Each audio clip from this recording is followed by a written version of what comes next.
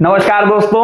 आज मेरा जो चैप्टर है आपके लिए नेशनलिज्म यूरोप का है। इससे पहले के जो आपके पेपर गए हैं उम्मीद करता हूँ काफी अच्छे गए होंगे। ठीक है, तो बिना किसी देरी के हम लोग ये चैप्टर की शुरुआत करते हैं और मैं बैक टू बैक आपको सारे चैप्टर धीरे धीरे वीडियो के थ्रू और मैं एक मैराथन सेशन भी अभी करूंगा। ठीक है, जिसमें सारे बच्चे मेरे साथ कनेक्ट हो सकते हैं और कल होली है, उसके लिए आपको तहे दिल से हार्दिक शुभकामनाएं। ठीक है, आपका दिन बहुत ही ज्यादा मंगलमय हो। ठीक है, तो बिना किसी देरी के चैप्टर स्टार्ट करते हैं दोस्तों। देखिए, अगर आप बेसिकली थोड़ा सा डिटेल एनालिसिस करते हैं दोस्तों तो आपको पता होगा 7 कॉन्टिनेंट हैं। उन 7 कॉन्टिनेंट में एक सबसे इंपॉर्टेंट कॉन्टिनेंट है जिसका नाम क्या है दोस्तों? यूरोप है। तो यूरोप से ही एक शब्द है जिसका नाम है नेशनलिज्म।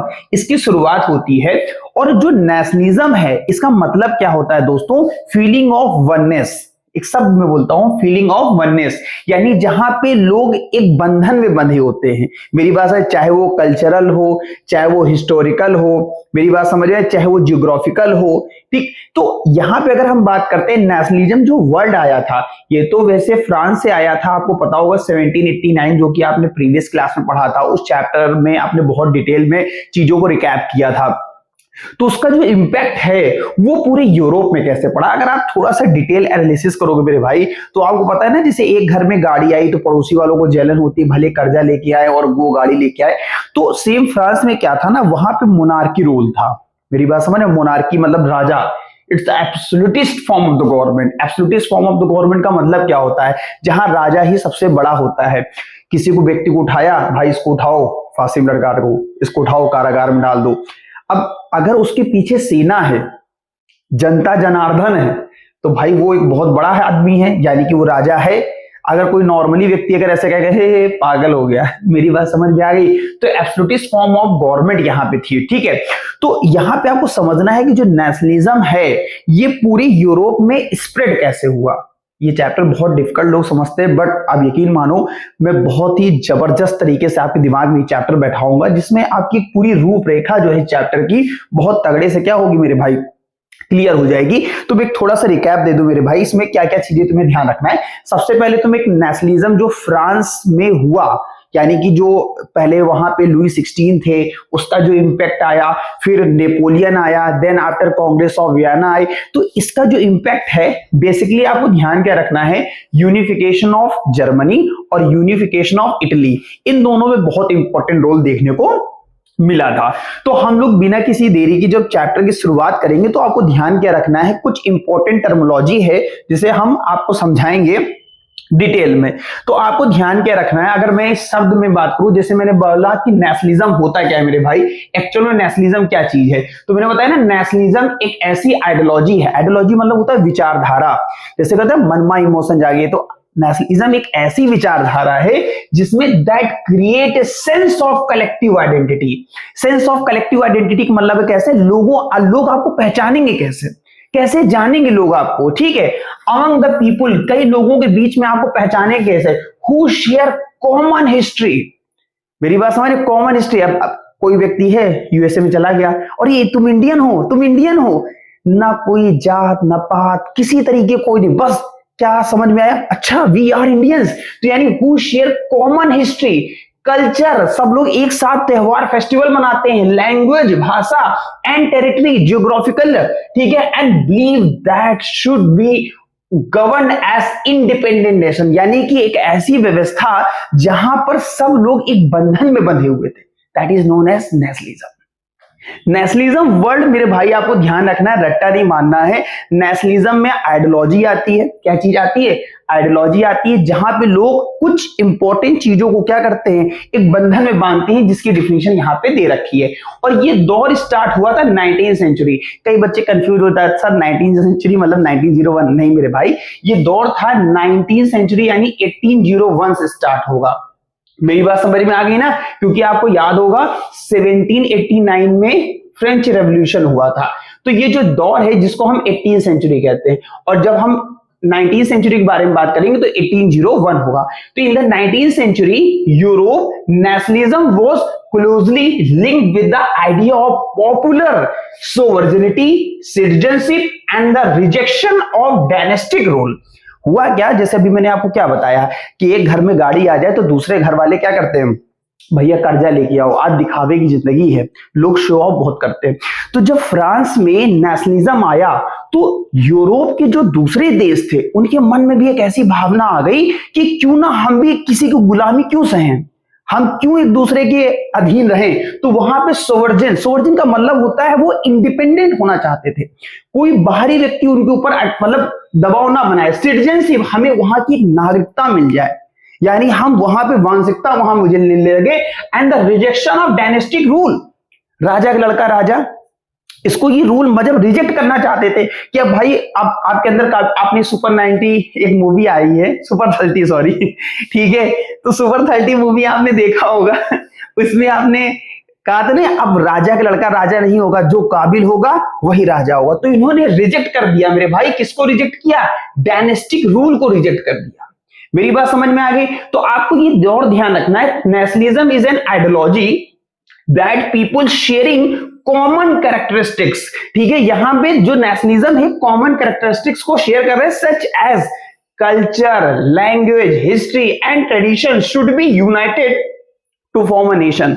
मेरी बात समझ। अब जैसे भारत है, अगर भारत का एग्जांपल लेते हैं तो भारत देखिए कितने बेहतरीन, आप देखिए अगर आप राष्ट्रगान हम लोग देश में जो नेशनल एंथम गाते हैं, जन गण मन अधिनायक जय हे भारत भाग्य विधाता, पंजाब सिंध गुजरात, अब पंजाब यानी पंजाब के बारे में बात हो रही है, सिंध यानी कि सिंध यानी इंडस रिवर की बात हो रही है मेरी बात, पंजाब सिंध, गुजरात यानी गुजरात की बात, मराठा यानी महाराष्ट्र की बात हो रही है मेरी बात समझ, दावे उत्कल बंग। आप चीजों को समझिए कि हमारे राष्ट्रगान में कैसे पूरी ज्योग्राफी को यूनाइट किया गया है। मेरी बात समझ में, अगर आप डिटेल एनालिसिस करेंगे, कभी मैं डिटेल में आपको इसमें समझाऊंगा क्योंकि आपका पेपर चल रहा है तो मैं शॉर्टकट रिकैप देना चाह रहा हूं। तो यहां पे आपको समझना है कि किस तरीके नेशन बन रहा था, नेशन की जो फीलिंग थी यानी वननेस की जो फीलिंग थी, कैसे जब तक लोगों के अंदर एक प्यार, एक कहते नहीं यूनाइट ना हो जाए तब तक हमें आजादी नहीं मिलेगी। और यहाँ पे आजादी का मतलब, जैसे भारत में तो अंग्रेजों लोगों से हम लोग ने आजादी पाई थी जिसे हम नेशनलिज्म इंडिया में पढ़े, लेकिन अभी हम यूरोप में ज्यादातर जो यहाँ पे दिक्कतें आ रही थी वो डायनेस्टिक रूल से आ रही थी, यानी मोनार्की के बारे में बात हो रही थी। और इसी मोनार्की के बिहाफ पे कुछ इंपॉर्टेंट टर्मिनोलॉजी मैं आपको समझाऊंगा।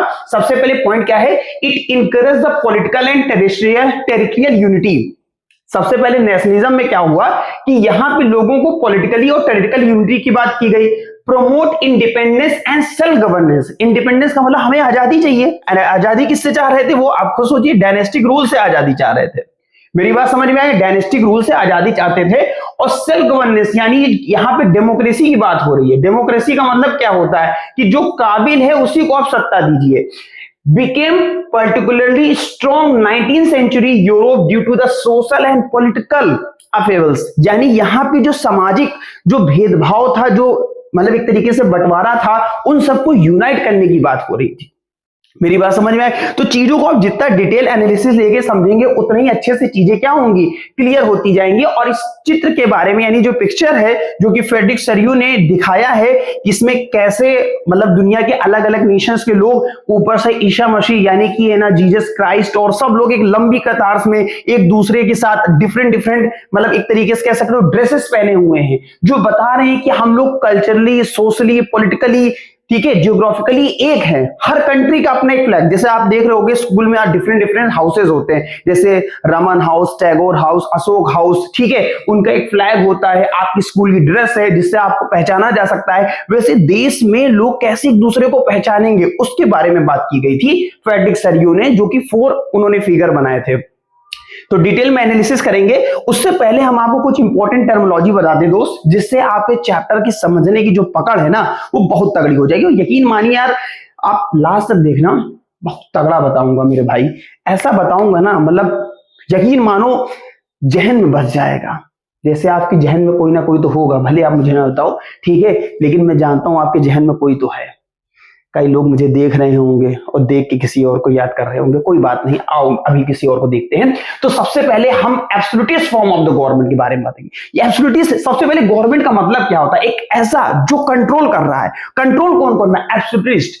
एब्सोल्यूटिस्ट का मतलब ही होता है a form of government with no restrain on power exercise, no restrain on power exercise मतलब किसी भी व्यक्ति को उठाया, ए उठो इसको फांसी में लटका दो जाके, ए उठो इसको कारागार में डाल दो जाके, मतलब उसकी पावर। अब जब पावर की बात कर रहे हैं तो पावर, बिना पावर के आदमी अगर कोई भी रास्ते में उठा हुआ पी के दारू पी के चले आ रहे, ठीक है, तो वहां क्या होगा कि नशेड़ी है साला पागल। लेकिन उसके पीछे अगर बहुत बड़ी सेना है, मिलिटराइज, सेंट्रलाइज, रिप्रेसिव, मेरी बात तीनों टर्म को समझिए, मिलिटराइज, सेंट्रलाइज और रिप्रेसिव। तो often monarchal, centralize and repressive, ठीक है। तो आपको चीजें समझनी है, एब्सोल्यूटिस्ट का मतलब क्या हुआ। जब भी एब्सोल्यूटिस्ट फॉर्म ऑफ गवर्नमेंट होगी तो मोनार्की ही होगी मेरे भाई। एमसीक्यू में आएगा क्वेश्चन, ध्यान रखिएगा, बहुत डिटेल एनालिसिस कर रहा हूं। Utopian vision, it is so ideal it couldn't exist. अब देखिए, अगर मैं आपको थोड़ा सा एक डिटेल एनालिसिस दूं दोस्त, तो आपको ये पता होगा, भगवान राम का नाम सुना होगा आपने, जब उनको 14 वर्ष का वनवास मिला था। आजकल तो वाइफ जो होती हैं, पता लगा पति है फौज में, बीवी है मौज में। जनरल बात बता रहा हूं मेरे भाई, या तुम गए तो दूसरा आया, दूसरा गया तो तीसरा आया, मेरी बात समझ रहे। तो यहाँ पे मैं एक चीज बता रहा हूं, यूटोपियन सोसाइटी एक ऐसी vision of society, it is so ideal it couldn't exist. इतनी आइडियल सोसाइटी, इतनी आइडियल सोसाइटी जिसका साकार होना लगभग असंभव था। Vision of society, it is so ideal it couldn't exist. मतलब क्या है मेरे भाई, आज सोचिए, एक दौर था भगवान राम को जब 14 वर्ष का वनवास हुआ, लक्ष्मण जी उनके साथ चले गए। आज की डेट में भाई चला गया, अरे जाए भाड़ में जाए, का मतलब सारी दौलत हमका मिल गई। पता लगा पति चला गया, अरे चले गए क्या करना, दूसरा आई, तो जमाना बदल गया। Vision of society, it is so ideal it couldn't exist. आप खुद सोचिए, dream of society so ideal that is unlikely to exist. Reality कहाँ एग्जिस्ट करेगी यार, जमाना बदल गया, इंस्टाग्राम, व्हाट्सएप, फेसबुक आ गया है। सोचिए, एक बार जरा गौर करके देखिए, जब त्रेता युग चल रहा था, त्रेता युग, द्वापर युग, सतयुग, ये चल रहा कलयुग। कलयुग के दौर में कहाँ है यार, ऐसी ऐसी न्यूजें हैं, समय बहुत कम इन्हें मैं सुनाता तुमको। ठीक है, बात करेंगे, कभी समय मिलेगा इतना से हम आप बैठ के चर्चा करेंगे। नेशन स्टेट, नाम समझे, नेशन स्टेट। स्टेट का मतलब यहाँ स्टेट राज्य से नहीं है, स्टेट का मतलब है कि पूरा देश क्या है। देखिए, a nation state is a political and geographical entity where the majority of the citizen, not just the ruler, share a common identity, history, culture, language, are united under the sovereign government। मेरी बात समझ में आ गई ना। तो ये चीजें जो हैं, मेरी बात समझ रहे, नेशन स्टेट को बनाता है। और मैं एक और आपसे एमसीक्यू पूछा जाएगा, who give the first time the world nation state. आपके एनसीईआरटी छोटे से बॉक्स में है, कमेंट करके बताओ अगर आपने पढ़ा है। मैं गेस दे रहा हूं, हिंट भाई मेरे भाई। चलो अच्छा बता देते हैं, अर्नेस्ट रेनन, इन्होंने नेशन स्टेट के बारे में बताया था। और आपसे पूछा जाएगा, हु गिव दिस डिफिनेशन, आपसे पूछा जाएगा सीधे कि ये डिफिनेशन किसने दी थी, अर्नेस्ट रेनन ने दी थी। मेरी बात समझ में आ रही होगी, चीजें आपको समझना है। अब आते हैं रोमांटिज्म। अब रोमांटिज्म का आधे ज्यादा लोग मतलब समझेंगे रोमांस से, नहीं मेरे भाई, रोमांस तो एक अलग चीज है। मन में इमोशन जागे रहे, अभी तो कुछ लोग भावनाओं में बह गए होंगे। वैसे तो रोमांस के बारे में आज सीरीज में किसी को बताने की जरूरत नहीं, जहां जगह मिली वहां पे लोग रोमांस करना शुरू कर देते हैं, ये तो राजकाज है। फिलहाल हम यहाँ रोमांटिज्म की बात कर रहे हैं आइडियोलॉजी से, एक ऐसी विचारधारा जहां पे लोगों को बांधा कैसे जा रहा था, जैसे वंदे मातरम। हम यहाँ पे देखिए सॉन्ग गा रहे हैं, सारे जहां से अच्छा हिंदुस्ता हमारा। अब सोचिए, नेशनल सॉन्ग, नेशनल एंथम, ऐसे गीतों की रचना की गई जहां पे लोग प्यार मोहब्बत के साथ जीना शुरू कर दिए थे। This is known as romanticism. क्या बात है भाई, romanticism was an artist, literary and intellectual movement that emerged in the late 18th century as a reaction against the Enlightenment, emphasis on reason and the science। मेरी बात समझ में आ गई, एक ऐसी विचारधारा लोगों के मन में डेवलप की गई ताकि लोगों के अंदर रोमांटिज्म जनरेट हो, यानी कि देश से प्यार हो जाए। ठीक, उसके बाद एक टर्म आता है पेब्लिसाइड। पेब्लिसाइड क्या है मेरे भाई, लिखे जो खत तुम्हें जो तेरी याद में हजारों रंग गए नजारे बन गए। आगे नहीं गाऊंगा क्योंकि पेपर आ रहा है, ठीक है। कहने का मतलब क्या है, अब खत तो लिख दिया तुमने, या तो आंसर तुम्हें हाँ में मिलेगा या तो आंसर ना में मिलेगा, इसी को पब्लिसाइड कहते हैं। लेकिन यहाँ एक से बात नहीं हो रही है, यहाँ बात हो रही है बहुत सारे लोगों से। जब देश में कुछ ऐसी चीजें आई जहां पे लोगों से पूछा गया कि ये चीज यस या नो, इसके बारे में जवाब आता है plebiscite. Plebiscite is a direct vote by the which all the people of the region are asked to accept और रिजेक्ट अ प्रपोजल। कई लोगों को रिजेक्ट हुआ होगा प्रपोजल, कसम से बहुत दुख हुआ। कोई बात नहीं, आज नहीं तो कल एक्सेप्ट होगा, ठीक। तो यहां चीजें आपको समझनी है। राइज ऑफ नेशनलिज्म, यहीं से फीलिंग आती है। चिंगारी फूट उठी, रिजेक्शन मिला ना। तो यहां क्या है, फुल्ड बाय द लिबरलिज्म। लिबरलिज्म का मतलब क्या, लिबरल शब्द से आया, यहां नहीं आजादी, freedom and the desire for nation state, यानी शेयर, जो कि मैंने आपको बताया वही चीज लिखा हुआ, तो अभी बात नहीं करूंगा। फ्रेडरिक सरियू, स्टार्टिंग में मैंने बताया था, vision of society it is so ideal it couldn't exist. अरे मेरे भाई, अ विजन ऑफ सोसाइटी, अब vision of society it is so ideal couldn't exist, यानी यूटोपियन के बारे में बात हो रही मेरे भाई। यूटोपियन क्या है, ऐसी विजन ऑफ सोसाइटी। अब फ्रेडरिक सरियू ने जो 4 फिगर ड्रॉ किए थे, 1848 का दौर था, इतनी गजब की सोसाइटी, इतनी गजब की सोसाइटी जिसका पॉसिबल होना संभव ही नहीं था। तो ही visualize the world of democratic and social republic. इन्होंने जो सोसाइटी बनाई वो एक तो डेमोक्रेटिक थी, दूसरा social republic, where nation were separated by the flag and costume. आप देखिए डिफरेंट डिफरेंट हाउस के लोग जाते हैं ना, अलग अलग झंडा पकड़ के, तो यहाँ पे जो सोसाइटी है फ्लैग और कॉस्ट्यूम से क्या है, डिवाइड की गई। आप एनसीईआरटी का पहला पेज ओपन करिएगा, उसमें जो फिगर बना हुआ है वो फ्रेडरिक सरियू के द्वारा ड्रॉ करवाया गया, जिसमें से ऊपर से गॉड, एंजल्स वगैरह देख रहे हैं। Wow, it's so beautiful. मेरी बात समझ है, led by S and Switzerland, ठीक है। तो आपको चीजें समझ में आनी चाहिए। अब आते हैं transition. The French revolution 1789 initiated the shift toward the nation state. मैंने बताया था नेशनलिज्म वर्ड जो जनरेट हुआ, नेशन स्टेट, ये आया कहां से। आपको बातों को समझना है, चीजों को समझना है। उसका जो दौर था बहुत लंबा था और यहीं से शुरुआत होती ट्रांजिशन, यानी कि पूरे यूरोप में नेशनलिज्म वर्ड आता है। मेरी बात समझ में आ गई। तो यहां पे हम बात कर रहे हैं फ्रेंच रेवोल्यूशन 1789 में, ठीक है, played a key role in spreading nationalism across Europe. सबसे पहले इंट्रोड्यूस प्रिंसिपल ऑफ लिबर्टी, ठीक है। आप क्लास 9 पास हो, मुझे ऐसा महसूस होता है। आपकी बुक में एक फिगर बना था 9th में, उसमें हथकड़ियां और ये सारी चीजें थी, ठीक है। तो introduce principle of liberty, equality and fraternity, ये जो वर्ड है ये कहां से आए, फ्रांस से आए। ये 3 वर्ड आपको ध्यान रखना है। Shifted focus from the subject of monarchy, यानी यहां पर राजा से सिटीजन के ऊपर शिफ्ट हो रहा है, यानी कि डेमोक्रेसी के बारे में बात हो रही है।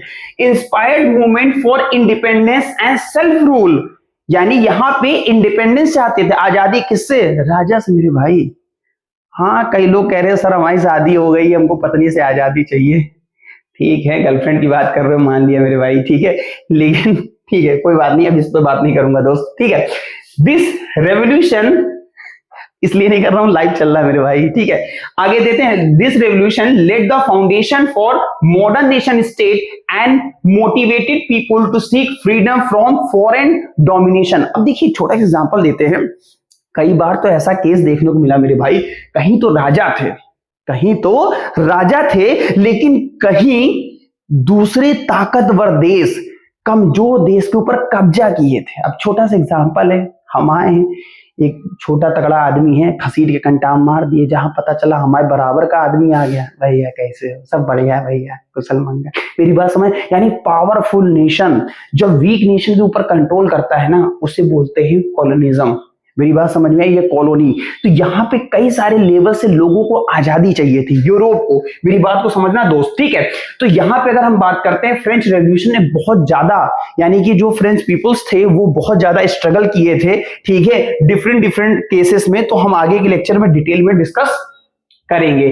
अब हुआ क्या, यहाँ पे क्या हुआ, सबसे ज्यादा अगर आपने फ्रेंच रेवोल्यूशन पढ़ा है तो आपको पता होगा नेपोलियन, जो कि बहुत ही ज्यादा पावरफुल एक तरीके से कह सकते हो। देखिए एक छोटा एग्जांपल है, कई बार एक शब्द आता है डिक्टेटर मेरे भाई। देखिए ला पात्रे लिसिटोयन, आपको दो वर्ड ध्यान रखने हैं, ला पात्रे और लिसिटोयन, द फादरलैंड और लिसिटोयन मतलब सिटीजन।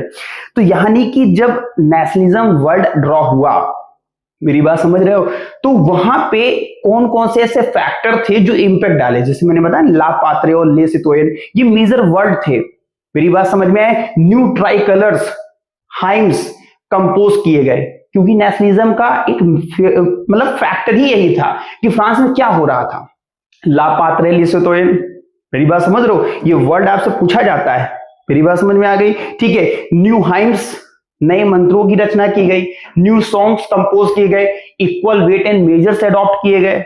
लेकिन दिक्कत क्या आई मेरे भाई, जब नेपोलियन जो कि एक साधारण व्यक्ति था, उसने डिक्टेटर लेके आ गया। डिक्टेटर का मतलब होता है तानाशाही, और तानाशाही का दौर भाई मेरे ऐसा था कि उसने पूरे यूरोप में अपना वजूद स्थापित कर लिया। सबसे पहले तो फ्रांस में ही 1797 के आसपास उसने अपने वजूद को स्थापित किया, और बाद में पूरे जर्मनी, पहले तो जर्मनी नाम का कोई एक देश ही नहीं होता था, जहां पे प्रूशिया और ऑस्ट्रिया, अभी आप ऑस्ट्रिया एम्पायर के बारे में पढ़ोगे, उससे पहले का स्टोरी और बहुत लंबी है मेरे भाई, जब कभी ऑफलाइन लेक्चर स्टार्ट करूंगा तो बताऊंगा डिटेल में।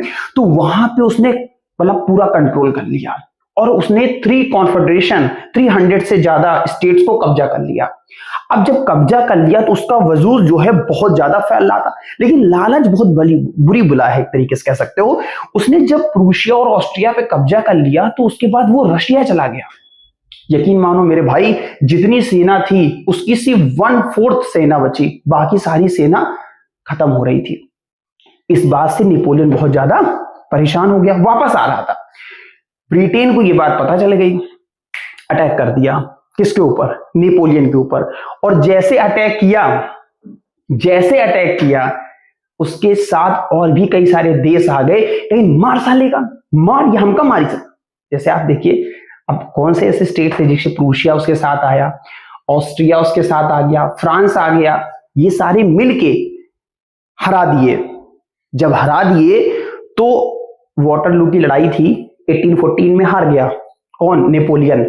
अब वहां पे केस मेरे भाई क्या हुआ, जब ये हार गए, ठीक है, मैं बहुत डिटेल में समझा रहा हूं मेरे भाई, ठीक, जब ये हार गए तो वहां पे क्या हुआ कि उसका सम्राट, जैसे एक बाप गलती से मर जाता है तो उसकी दौलत किसमें बढ़ती है? बच्चों में। नेपोलियन को हराया 4 लोगों ने मिलके। अब जब 4 लोगों ने मिलके हराया तो उसकी पावर का बंटवारा होना था, यानी कि जो सत्ता है, जो पावर है, उसको हम बांटेंगे किसमें। तो बांटने के लिए एक कॉन्फ्रेंस की गई, एक सम्मेलन किया गया, जिसे बोला गया कांग्रेस ऑफ वियना, जो कि ऑस्ट्रिया में एक जगह है। अब यहां पे हुआ 1815 में बैलेंस ऑफ पावर की बात की गई कि किसको कितना हिस्सा मिलेगा। मेरी बात समझ में आ गई? तो ये जो कांग्रेस ऑफ वियना 1815 है, ये क्यों हुई, मेरी बात समझ में आ गई? जो नेपोलियन ने टेरिटरी एक्वायर की थी उसका बंटवारा हो रहा था डिफरेंट नेशन स्टेट्स के बीच में। तो after Napoleon was defeated, the major European power came together for a meeting called Conference of Congress of Vienna. Their main aim was bring Europe back to how it was before Napoleon changed everything. ठीक, they try to create a balance of power. दोस्त ये line बहुत important है, बहुत ज्यादा important, ठीक है, balance of power, so that no single country could become too strong. मतलब कोई एक सिंगल देश बहुत ज्यादा ताकतवर ना हो, तो वहां पे इक्वली डिवीजन की बात कर रहे थे। Start another big war. To do this, Europe was broken into the many small states, and several of them were placed under foreign rulers. For example, Austria controlled part of the Italy and the German region. अब मेरे भाई बात को समझो, हुआ क्या था, जब कांग्रेस ऑफ वियना तो हो गई, कांग्रेस ऑफ वियना में ये लोग तो बहुत खुश हो गए, जैसे अभी मैंने बताया, ब्रिटेन खुश हो गया, रशिया खुश हो गया, ठीक है, इसके अलावा तुम्हारा ऑस्ट्रिया खुश हो गया, ठीक है, फ्रांस खुश हो गया। अब दुखी 2 लोग हुए। कौन 2 लोग हुए? पहला इटली, दूसरा जर्मनी। मेरे भाई जर्मनी तो कोई देश नहीं था, वो तो बाद में आया, कहानी सुनाऊंगा अभी। लेकिन नाराज क्यों हुए? इनको लगा हमें भी आजादी मिल जाएगी। मेरी बात समझ रहे हो। लेकिन इन्होंने जिस हिसाब से पावर को शेयर किया उसमें इटली अभी भी गुलाम था, यानी कॉलोनी था। यानी इटली के बारे में बात करें तो बेसिकली 7 मेन स्टेट आते हैं जो किसी न किसी के कंट्रोल में थे। तो यहां पे बगावत अभी भी जारी है, क्योंकि बैलेंस ऑफ पावर तो 4 लोगों में होगी कांग्रेस ऑफ वियना के थ्रू, लेकिन दिक्कत आई इटली और जर्मनी में। ठीक है, तो इस दिक्कत को सॉल्व करने के लिए डिफरेंट लेवल पे काम होगा। तो आपको ध्यान रखना है, थोड़ा सा रिकैप मैप है, ये कांग्रेस ऑफ वियना है, थोड़ा सा इमेज ब्लर है मेरे भाई। ये देखिए, ये जर्मन कॉन्फेडरेशन है, ये आपको ध्यान रखना है। ये जर्मन कॉन्फेडरेशन मैंने अभी आपको बताया ना, जहां पे पूरा कंट्रोल किया गया था। ये आपको हिस्सा फ्रांस का दिख रहा है मेरे भाई, ठीक है, ये हिस्सा आपको फ्रांस का दिख रहा है, ठीक है, ये आपको ध्यान रखना है, ये पूरा फ्रांस का हिस्सा है, ये इटली का हिस्सा है, ठीक है, और ये इन्होंने अटैक किया था, ठीक है, ये आपको ध्यान रखना। और यहाँ पे जब जा रहे थे रशिया की तरफ तब ये दिक्कत आना शुरू हो गई थी, ठीक है। तो हम लोग डिटेल में डिस्कस करेंगे, फिलहाल हम आगे बढ़ते हैं। इंपैक्ट ऑफ नेशनलिज्म, ये जो नेशनलिज्म वर्ड है इसका इंपैक्ट क्या देखने को मिला, तो मैंने बताया ना, people become dissatisfied with foreign rulers. पहली बात तो लोग बहुत सारे डिससेटिस्फाई हो गए, desire for political independence and unification grew stronger, people began to take pride in their own language. हर व्यक्ति को अपने भाषा पे, अपने रिचुअल्स पे बहुत ज्यादा फेथ था, ठीक है। Concept of democracy, liberty, self rule inspired future movements. मेरी बात समझ में आ गई। Citizen started questioning absolute monarchy, उन्होंने कहा एब्सोल्यूटिस्ट मोनार्की क्या है, मेरी बात समझ में आओ, और डिमांडिंग रिफॉर्म, वो चाहते थे हमें आजादी चाहिए।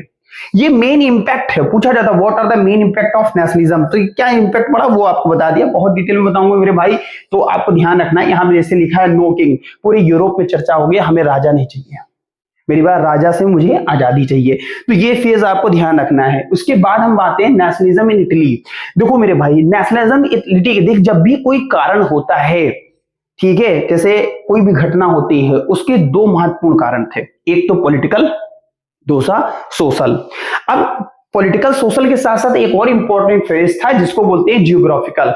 अगर आप इटली का मैप देखोगे मेरे भाई तो आपको याद होगा इटली जो है बेसिकली, ठीक है, मैं इटली का मैप दिखाता हूं, अगर यहाँ पे कहीं पे हो, ठीक है, ये देखो, ये अगर यहाँ पे याद होगा, यहाँ पे है टेरियन सी, यहाँ पे है एड्रियाटिक सी, और यहाँ पे है आपका मेडिटेरियन सी। सबसे पहले ये ज्योग्राफिकली बहुत ज्यादा क्या था, मतलब स्ट्रॉन्ग था, जल्दी कोई अटैक नहीं कर सकता मेरे भाई। मेरी बात समझ में आ गई ना। तो इस पे हम डिटेल में आएंगे, तो उससे पहले हम आपको चीजें समझा दें तो फिर हम आगे बढ़ते हैं, ठीक है। तो in the 19th century Italy was not a single country. कह रहे हैं अगर हम 19th सेंचुरी के बारे में बात करें कि केवल इटली ऐसा देश नहीं था, it was divided into many small state each ruled by different power. Life felt confusing for Italian and many were frustrated bye foreign and separate rule. कई सारे लोग, अब छोटा सा लौंडा रोज कंटाप जड़े दे रहे हो, गुस्सा आएगा नहीं, मेरी बात समझ में आ गई। तो यहाँ पे फ्रस्ट्रेशन भरा हुआ था। मेजर स्टेट अगर हम बात करें, पार्मा, मडेना, टस्कनी, मेरी बात समझ में, पेपल स्टेट, सिसिली, ठीक है, पिडमोंट, सार्डिनिया, तो ये मेजर स्टेट थे। आप देखिए किंगडम ऑफ सार्डिनिया, पिडमोंट, मेरी बात है, ये अलग फेज था, एक नॉर्थ में था, दूसरा साउथ में था, ठीक है। अभी दिखाता हूं। पेपल स्टेट यानी सेंट्रल पार्ट था जो कि पोप के रूल में था। Pharma and Venetia control by Austria, ठीक है। तो देखिए अगर मैं एक रफली स्ट्रक्चर बना देता हूं, ठीक है, तो ये बेसिकली 1, 2 और 3 फेज में इटली को डिवाइड किया गया था। मेरी बात समझ में आ गई ना, ठीक है। तो पोप का कंट्रोल था, बॉर्बन डायनेस्टी का कंट्रोल था और ऑस्ट्रिया का कंट्रोल था, ठीक है, ऑस्ट्रिया, पोप और बॉर्बन डायनेस्टीज। तो इनफ तो Italy was divided into the mini state. Italian felt a strong sense of connection with one another. They shared the same language. वही नेशनलिज्म डिफिनेशन लिखिए, these shared the element gave them a sense of belonging. देखिए यहाँ पे चीजों को आपको समझना है कि किस तरीके लोग यूनाइट करने की बात कर रहे थे। अब जब अलग अलग फेस में, तो ये लोगों के मन में गुस्सा भरी हुई थी कि हम कैसे। और इसके अलावा आपको याद होगा यहाँ पिडमोंट था और यहाँ पे सार्डिनिया था, यहाँ पे क्रोएशिया है जो कि इटली का पार्ट नहीं है, ठीक है। तो ये आपको ध्यान रखना है। तो इन दोनों को ही मिला के पिडमोंट सार्डिनिया कहा जाता था। अभी डिटेल में हम बात करते हैं, ठीक है। तो ये नेशनलिज्म इन इटली का फ्लैग है, देख सकते हो आप। अब इंपैक्ट क्या हुआ समझिएगा। The aspiration for a political unity and independence among the Italian intensified a collective sense of national identity express we are Italians emerge as unifying force। अब इन्होंने क्या किया कि अगर हम एक साथ हो जाएं, एक बंधन में बंध जाएं, तो ऑब्वियसली है यार इटली एक हो जाएगा, यूनाइट हो जाएगा। यानी यहां पे इटली को यूनिफिकेशन की बात कर रहे थे कि किस तरीके हम इटली को एक बंधन में बांधे। मेरी बात समझ रहे हो? तो जब इटली को एक बंधन में बांधने की बात हो रही थी मेरे भाई, तो इटली के पहले तो ज्योग्राफिकल चीजों को एनालिसिस किया गया। कैसे, मैं बताता हूं। अगर आप देखोगे ये सेवाई यानी सार्डिया और ये है सार्डिया, ठीक है, इन दोनों को मिला के पिडमोंट सार्डिया बनता है, ठीक। लेम्बोर्डी अलग केस था, वेनेशिया 1 2 3, ये तीन एक साथ आएंगे, ये अलग आएगा, ये अलग आएगा, ठीक है। तो देखिए 1 2 3 4 5 6 और ये एक माना जाता था, पीपल्स ऑफ कभी कभी 2 सिसिली माना जाता था, लेम्बोर्डी और विना, ये केवल इंडिपेंडेंट थे, बाकी सब किसी न किसी के कंट्रोल में थे। मेरी बात समझ में आ गई? जैसा कि अभी मैंने आपको बताया, तो इनको यूनाइट करने के बारे में बात चल रही थी। ये देखिए, ये बिफोर है, बिफोर मतलब जब शुरुआत हुई थी और जब देश को आजादी, क्योंकि इटली का यूनिफिकेशन 3 पार्ट में हुआ था मेरे भाई। 1858 में पहला था, फिर 1860 था, ठीक है, मैं यहां लिख दे रहा हूं, 1860 था, फिर 1862 का फेज था, ठीक है। तो 3 पार्ट में यूनिफिकेशन देखने को मिला था, ठीक है। अगर आप देखोगे कि सबसे पहले अगर आप देखोगे 1858 का केस यहाँ पे दिखाया गया है, यानी कि पार्मा, मडेना, टस्कनी, इन तीनों को एक साथ विजय हासिल हुई थी। मेरी बात समझ में आ गई? उसके बाद 2 सिसिली को एक किया गया था, ये सिसिली वाला फेज पूछा जाता है। इटालियन यूनिफिकेशन 3 फेज में हुआ था, पहला फेज ये है, दूसरा फेज ये है, ठीक है, और तीसरा फेज बाद में एक, ठीक है। देखिए पोप का एक अलग कहानी है, मैं बाद में समझाऊंगा, और ये दोनों तो थे ही, क्योंकि तभी तो ये इंडिपेंडेंट थे, तो इनके साथ मिल गए थे। मेरी बात समझ में? बाद में इनका स्ट्रगल हुआ, तो ये आपस में शामिल हो गए थे, ये लास्ट फेज था। फिर 1871 में फाइनली इनका यूनिफिकेशन डिक्लेयर अलग होता है, ठीक है। तो उसकी कहानी अभी हम आगे पढ़ेंगे, ठीक। तो देखिए मेजर लीडर कौन थे जिन्होंने यूनिफिकेशन, देखिए जब भी कहते हैं ना एक बच्चे का नामकरण होता है, तो माता पिता तो होते ही हैं, इसके अलावा बुआ, चाचा, चाची, दादा, दादी, जिसके घर में जिसकी चलती हो। वैसे तो बुआ नाम ज्यादा रखती हैं, बात अलग है। लेकिन इटालियन यूनिफिकेशन में अगर मैं बात करूं भाई मेरे, तो यहाँ पे 3 लोगों का इंपॉर्टेंट रोल था। अगर आपने नाम सुना हो, गलती से कभी आपने साल भर पढ़ा होगा, तो आपने सुना होगा काउंट कैवूर का। मेरी बात समझ में आ गई ना? जिनके बारे में अभी हम चर्चा करेंगे। जोसेफ मेजनी का नाम सुनोगे, मेरी बात समझ में आ गई ना? और एक व्यक्ति और थे, ठीक है, ये जोसेफ मेजनी है। इसके अलावा काउंट कैवूर मैंने बता ही दिया है, ठीक है। इसके अलावा है मिनिस्टर ऑफ सार्डिया, काउंट कैवूर हो गया। एक और व्यक्ति थे जोसेफ गैरिबाल्डी, ठीक है। तो 3 लोगों का इंपॉर्टेंट रोल था, ठीक है। तो हम लोग एक एक करके सबके बारे में पढ़ते हैं, ठीक है। जोसेफ मेजनी का फिगर है यहाँ पे। तो मेजर लीडर क्या है, ठीक है। Unification of Italy was not the work of single person, it was a combined effort of the leader who contributed in different ways. Here are the key figures. जैसे Joseph Mazzini, founder of the revolutionary movement, इनको founder revolutionary movement कहा जाता था। इन्होंने एक young Italy नाम की society बनाई थी, which aim for free Italy from the foreign rules. अब आपको मैंने बताया था ना कि इटली जो था 3 फेज में डिवाइड था, ठीक है। तो ये फॉरेन रूल्स के आजादी चाहते थे and unite the separate state, believe in democracy and republic, where republic का मतलब जो हेड ऑफ द कंट्री होगा वो इलेक्टेड ही होना चाहिए, चाहे वो डायरेक्टली हो या इनडायरेक्टली हो। Power would belong to the people of rather than king, यानी जो राजा नहीं होना चाहिए, इसके अलावा सब कुछ हो। Inspired ordinary Italian with his idea of nationalism and patriotism, देशभक्ति, encouraging them to fight for united. मेरे भाई ये बहुत बड़ी मतलब स्टोरी है, लेकिन शॉर्टकट में मैं समझा रहा हूं कि यूनाइट इटली के लिए इन्होंने बहुत स्ट्रगल किया, बहुत ज्यादा स्ट्रगल किया, और इन्होंने लोगों के मन में राष्ट्रवाद की भावना को जागृत किया। राष्ट्रवाद मेरे भाई समझ रहे होगे, जिसे हम नेशनलिज्म कहते हैं। मेरी बात से इनकी फोटो देख लो जोसेफ मेजनी की, ठीक है। इनके अलावा कुछ थॉट भी हैं, अभी बहुत डिटेल में बताऊंगा, तो पेपर के हिसाब से नहीं होगा, बहुत लंबा। ऑफलाइन तो यार 25 दिन चल जाता है चैप्टर, लेकिन अभी 1-1.5 घंटे में खत्म करना है, तो चीजों को समझना है, ठीक है। काउंट कैम्ब्लियो डी कैवूर इनका पूरा नाम था। कई जगह प्राइम मिनिस्टर लिखा होता है, कई जगह चीफ मिनिस्टर भी है। Of Sardinia Piedmont, the most popular northern Italian state and focused on the political strategy and the diplomacy rather than just war. Build alliance, alliance का मतलब होता है दूसरे देशों के साथ इन्होंने गठबंधन किया। जैसे कई बार आप देखो फलाने की सेटिंग लगाने जा रहे हैं, अब सेटिंग तो वही लगा पाता है ना मेरे भाई जिसके साथ 10-12 लड़के हों, कहना हो भैया लपेट दिया जाए। ठीक, तो यहाँ पे क्या किया इन्होंने इंटरनेशनल लेवल पे डिप्लोमेटिक अलायंस बनाए, यानी दूसरे कंट्रियों के साथ रिलेशन अच्छे किए। तो इन्होंने पहला क्या किया, build alliance with France and other power to challenge Austrian dominance in northern Italy, क्योंकि नॉर्दर्न इटली में ऑस्ट्रियन का कब्जा था।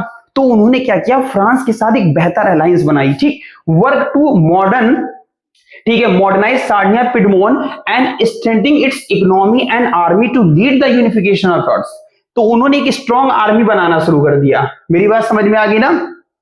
और प्राइम मिनिस्टर आप देख सकते हो, जैसा कि मैंने स्टार्टिंग में दिखाया था, नॉर्दर्न वाले हिस्से को कंट्रोल करने की बात चल रही है। ठीक है, उसके बाद आते हैं जोसेफ गैरिबाल्डी। ठीक है, famous military leader known for the leading the volunteer army called the red shirt. इनकी जो सेना बनी थी उसे रेड शर्ट के नाम से जाना जाता था। बहुत इंपॉर्टेंट मेरे भाई, ठीक है, ध्यान रखना। ठीक, इसके अलावा played a key role in a southern Italy. ठीक है सर, देखिए नॉर्दर्न इटली में अलग रोल था, सदर्न इटली में अलग रोल था। मैंने बताया ना, जब भी किसी को एक करना हो, अब एक बेबी का जन्म होता है तो अकेले किसी की क्षमता थोड़ा ना है, दो लोगों का इंपॉर्टेंट रोल अदा होता है, वो तो आप जानते ही हो। लेकिन यहाँ पे हम बात कर रहे हैं 3 लोगों के बारे में। 3 लोगों ने मिलकर एक को जन्म दिया है, वो है इटली। अब 3 लोग कौन है अभी मैंने बताया, कमेंट करो। ठीक, तो यानी यहाँ प्ले किया 3 role in southern Italy, encouraging या conquering the kingdom of the two Sicily. Conquering the kingdom of two Sicily मैंने अभी आपको बताया, नीचे के 2 फेज आप देखोगे, इनको किंगडम ऑफ टू सिसिली कहा जाता था। मेरी बात समझ में आ गई। यहाँ पे पेपल स्टेट थे जो कि पोप के अंदर थे, और फादर अपना नाम सुना होगा। ठीक है, क्रिश्चियंस यानी हेड जिसे कहा जाता है। ठीक है, तो ये चीज आपको ध्यान रखना है।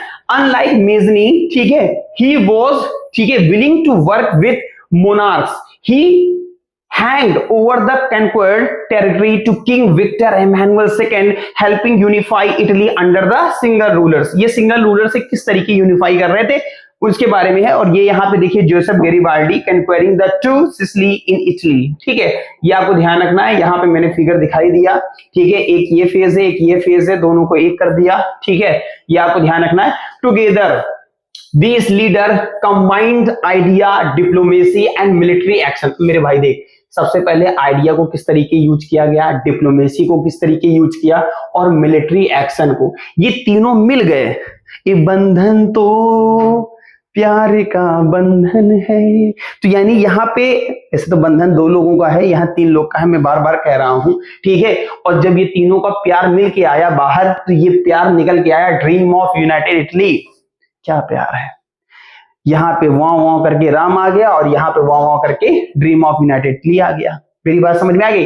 अब टाइमलाइन ध्यान रखना मेरे भाई। ठीक है, 1861 में Victor Emmanuel II become the first king of united Italy बने। 1870 में Rome was captured and completing. ठीक है, 1870 में रोम जो कि पोप के अंडर था, और वेटिकन सिटी इसी के केस में आती है। डिटेल में बताऊंगा कभी टाइम मिला तो, टेरिटोरियल यूनिफिकेशंस के बेस में, बस डेट याद रखना, बहुत डिटेल में हो जाएगा लेक्चर तो समझ में नहीं आएगा। 1861 में विक्टर इमैनुअल II जो थे become the first king of united Italy, आपको देखने को मिल रहा है, बहुत स्मार्ट आदमी है। ठीक है, नेशनलिज्म इन जर्मनी के बारे में बात करते हैं। ठीक है, तो जर्मनी में मैंने पहले ही बताया यार, थोड़ा सा दिमाग लगाओ तो समझ में आ जाएगा। हुआ क्या था, प्रूशिया था या पर्शिया कह सकते हो, और ऑस्ट्रिया था। तो यहाँ पे क्या हुआ था, दोनों का जो अलग अलग केस था, और प्रूशिया जो था ज्यादा ताकतवर था। मेरी बात समझ में आया, एज कंपेयर टू ऑस्ट्रिया। इन दोनों में डिफ्यूज होता है और दोनों आपस में लड़ते हैं। कहानी बहुत लंबी है, शॉर्टकट में बताऊंगा। इसमें भी कुछ इंपॉर्टेंट लोगों का योगदान था जो मिला के एक कर देते हैं, और वो एक जो बनता है उसी को यूनिफिकेशन ऑफ। इसमें ऑटोमन बिस्मार्क का बहुत इंपॉर्टेंट रोल होता है। मेरी बात समझ में आ गई। अब और थोड़ा सा डिटेल में समझ लेते हैं। ठीक है, 19th सेंचुरी का ही दौर था। Germany was not a single country after the holy Roman empire dissolve 1800 से। होली रोमन एम्पायर मतलब मैंने बताया ना, पहले जर्मनी नाम का कोई चीज एग्जिस्ट करता ही नहीं था। उससे पहले के केस में बात करें तो वहां पे रोमन एम्पायर था। रोमन एम्पायर जो था वो डिसइंटीग्रेट हुआ, यानी टूटा, डिफरेंट स्टेट बने। ठीक है, the region was fragmented into the many independent state and each with its own ruler. सब में अपने अलग अलग राजा होते थे। Despite this division German shared a common language, culture and history which gradually give rise to the idea of nationalism. जब उनको लगा यार अलग अलग राजा तो हैं जिन्होंने कब्जा कर रखा है, लेकिन सबकी लैंग्वेज एक है, सबकी भाषाएं जिसे लैंग्वेज भाषा कहते हैं, ठीक है, इसके अलावा कल्चरली एक हैं, तो लोगों के मन में लगा कि यार कहीं ना कहीं तो हम लोग आपस में इंटरकनेक्टेड हैं। तो इनके दिमाग में एक आया नेशन स्टेट के बारे में। मेरी बात समझ में आ गई ना। तो नेशन स्टेट के बारे में यहाँ पे डेवलपमेंट देखने को मिलता है, और ये आपको फिगर देखने को मिल रहा है जर्मनी का, ठीक है। बीच में बर्लिन वॉर है, कभी टाइम मिलेगा तो डिटेल में समझाऊंगा यार, अभी तो पेपर के हिसाब से बता रहा हूं, ठीक है। तो कौन इंपॉर्टेंट लीडर थे, मैंने बताया था ना अभी, Ottoman Bismarck serve as a prime minister of Russia, ठीक है, या Persia, the most powerful German state known for this blood and iron. जैसे तुमने सुना होगा, तुम मुझे खून दो मैं तुम्हें आजादी दूंगा। तो policy emphasis the use of military strength and diplomacy to achieve the political goal and skilfully organized a series of wars to unify the German state under the Persian leadership, preferred practical strategic action and over the idealistic revolutions। तो ऐसे कुछ important चीज यहाँ पे Ottoman empire या Ottoman Bismarck के through देखने को मिले। अब आते किंग विलियम फर्स्ट, जो के थे बहुत फेमस व्यक्ति थे, became the emperor of united Germany 1871 and symbolize the success of unification. यानी इन्होंने फाइनल योगदान दिया, work closely with the Bismarck and providing political and military support. तो इन दोनों की वजह से हमारा यूनिफिकेशन ऑफ इटली देखने को मिलता है, ठीक है। तो यहां पे आप देख सकते हो स्मार्ट है ऑटोमन बिस्मार्क जी, ठीक है, जो कि प्राइम मिनिस्टर ऑफ रूसिया, यहां पे आप देख सकते हो। कहानी बहुत लंबी है, छोटा सा आपके सिलेबस में है तो उतना ही ध्यान रखो, क्योंकि पेपर देने जा रहे हो, कोई खिलवाड़ नहीं कर रहे हो, जितना पढ़ा दिया बहुत है तुम्हारे लिए, ठीक है। तो Bismarck provoked France into the declaring war on Prussia and this create a common enemy. देखिए यहाँ पे वॉर डिक्लेयर हो रहा है प्रूशिया पे, ठीक है। That encourage the German state to unite. German state successfully defended, ठीक है, sorry, defeated France and which paved the way for the formation of German empire in 1871 with William first as emperor. तो यहाँ पे कुछ ऐसे important phase हुए जिसमें से विलियम फर्स्ट को यहाँ पे एम्परर यानी हेड देखने को मिला। मेरी बात समझ में आ रही होगी आपको अच्छे से। यहाँ पे आप देख सकते हो इनकी फोटो लगी हुई है, स्मार्ट है, ठीक है। अब आते हैं 1848 का दौर, ठीक है। दो आपने यूनिफिकेशन पढ़ लिए, देखिए टॉपिक इंपॉर्टेंट है, थोड़ा सा पानी पीजिए, नहीं है तो कुछ और पी लीजिए, ठीक है, आप रिलैक्स मिल जाएगा, ठीक है। और जितना रिलैक्स मिलेगा आपको पढ़ने में आसानी होगी। मेरे पास तो बाउंडेशन है, सामने पढ़ा रहा हूं, मैं पीऊंगा देख के शर्मा जाओगे, पानी की बात कर रहा हूं, ठीक है।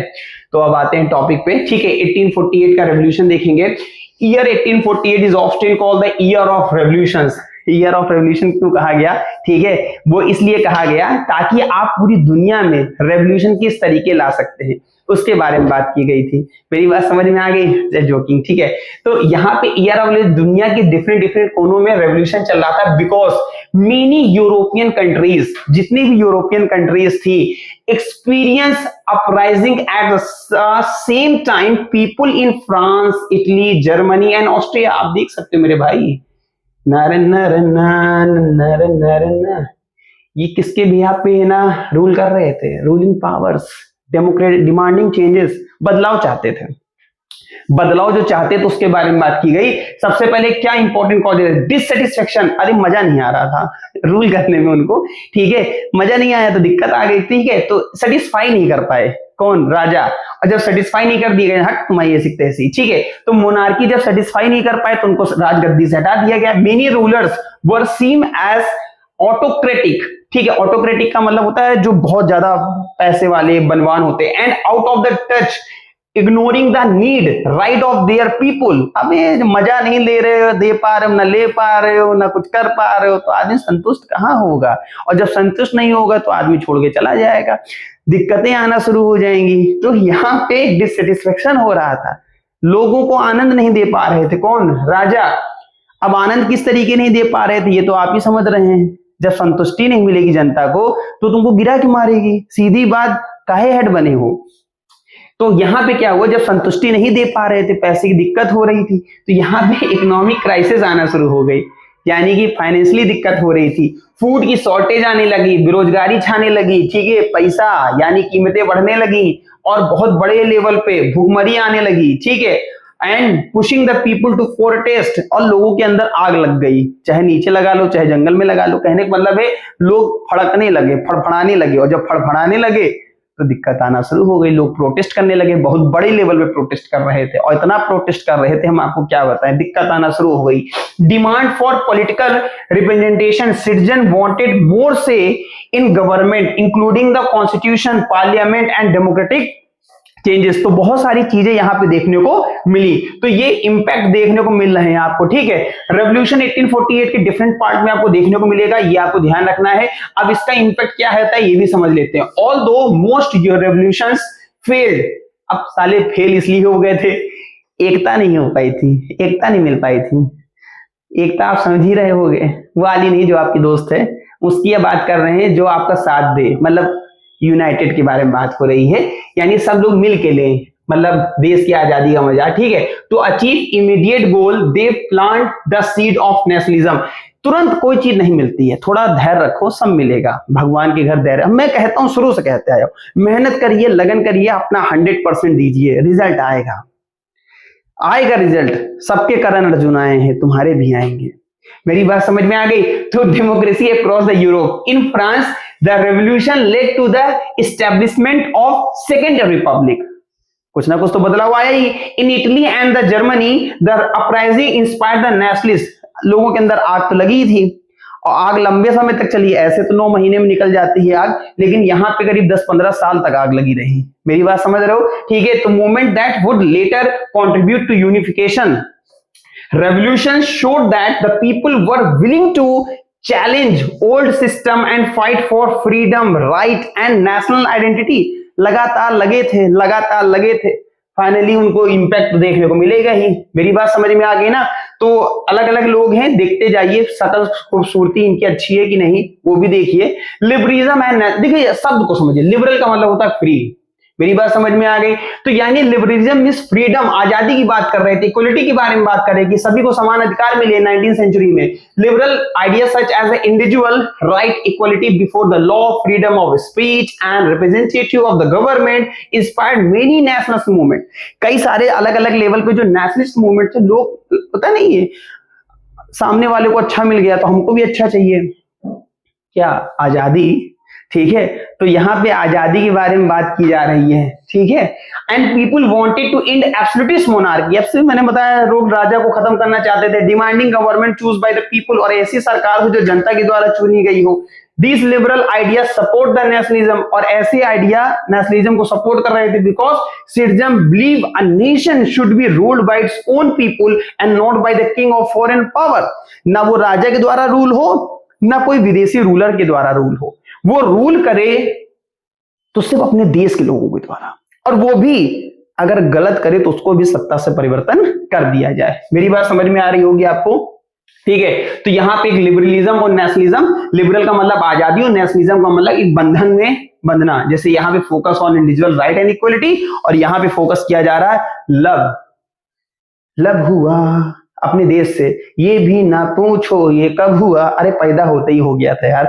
आगे सुनो। अच्छा, तो love and unity of the nation के बारे में बात हो रही है, ठीक है। तो ये चीज आपको ध्यान रखना है। उसके बाद cultural nationalism, cultural nationalism help create a feeling of unity among the people even before political unity and was achieved, and language, literature, folk song, poem, strong stories. अब लोगों, देखिए गीतों की रचना की, अभी मैंने रोमांटिज्म का मतलब समझाया था आपको, ऐसे सॉन्ग गाए गए, भावनाएं पैदा की गई, लोगों को प्यार हो गया।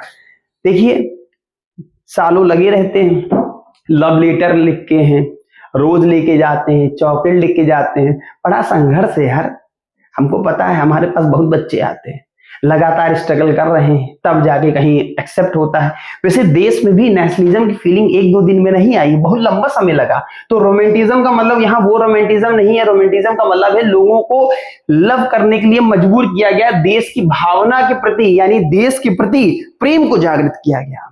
प्रेम शब्द बहुत फेमस है। And tradition play a important role and developing a shared nation identity, and writers and the artist collected folk, ठीक है, यहाँ पे ये चीजें हैं, फोक डांस वगैरह, and promote the native language का मतलब क्या, लोकल लैंग्वेज जो थी, and awakening the national pride and remind the people of their common past, उनके पास्ट स्टोरी को याद कराया गया। ठीक है, जैसे भारत में आप देखोगे नॉर्थ इंडिया से साउथ इंडिया, ईस्ट से लेके वेस्ट तक अलग अलग कल्चर के लोग, अलग अलग रिलीजन के लोग, अलग अलग फेस्टिवल सेलिब्रेट करने वाले लोग एक यूनाइट बंधन में बंधे हुए हैं। मेरी बात समझ में आ गई?